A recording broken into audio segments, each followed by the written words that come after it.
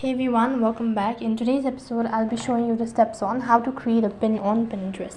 In order to create a pin on Pinterest, first of all, make sure that your application is up to date, and after that, open up or log in into your Pinterest account.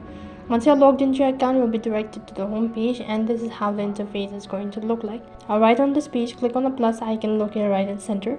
After that, you'll need to create a pin. So for that, you need to click on the pin shape icon located right over here. As soon as you do that, now you'll need to select the picture or the video, whatever that you want to upload it as a pin. So for example, I'm just gonna go with a random picture and click on the next button. Now over here, give a title. After that, you can also give a caption or maybe description about it. If you're sure about it, then click on the next button located right over here. And if you have any board, then you need to select to which board you actually want to create a pin.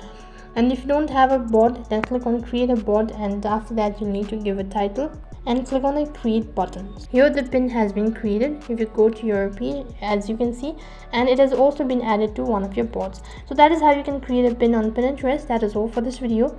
I hope the video was helpful. Make sure to like, share and subscribe to our channel. Also make sure to comment down below for any further queries. Thank you for watching. See you in the next video.